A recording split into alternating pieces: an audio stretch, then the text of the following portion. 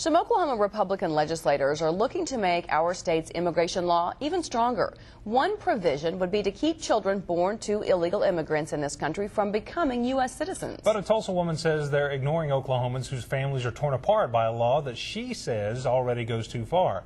News on 6 anchor Terry Hood has that story new at 5.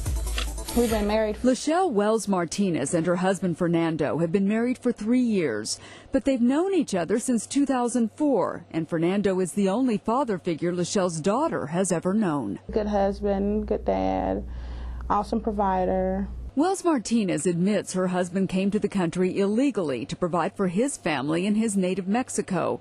He never got his citizenship, and in 2007, 4 days after the state's immigration law was passed, he was pulled over on a traffic violation and eventually voluntarily left the United States. This has taken me to so many depths of my soul that I didn't know existed. Wells Martinez agrees the country needs to reform immigration, but she says Oklahoma's tough law and the recent law passed in Arizona have gone too far.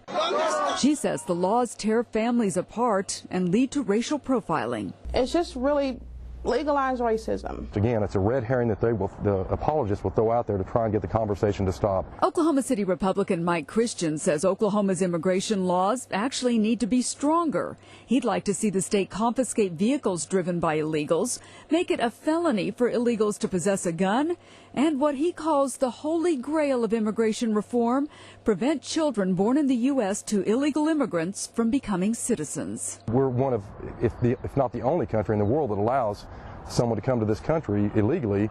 The minute they have a child, that child becomes a citizen.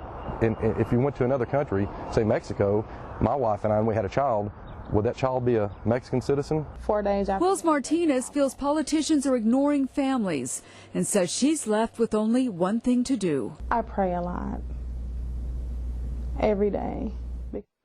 Wells Martinez is working to have her husband come back into the country legally and become a U.S. citizen.